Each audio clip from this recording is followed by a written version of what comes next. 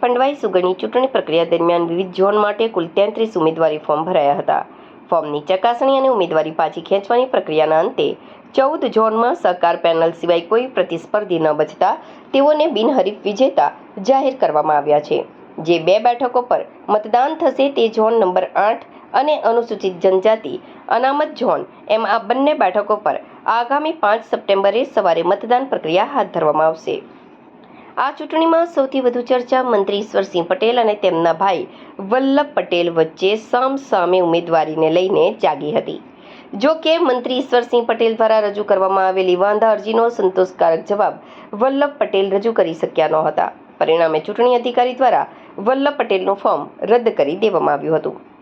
ઉમેદવારી નોંધાવવાના પ્રથમ દિવસથી જ સહકાર પેનલે ઢોલ નગારા અને 16 બેઠકો પર ઉમેદવારી સાથે મોટું શક્તિ પ્રદર્શન કર્યું હતું. બીજી તરફ વિરોધી પેનલ મર્યાદિત ઉમેદવારો જ ઊભા રાખી શકી હતી. ફોર્મ પરત ખેંચવાના અંતિમ દિવસે વિપક્ષી પેનલ તદ્દન નિષ્પ્રભ પુરવાર થતાં પંડવાઈ સુગરના મંત્રી ઈશ્વરસિંહ પટેલનું વર્ચસ્વ ફરી એકવાર સાબિત થયું છે.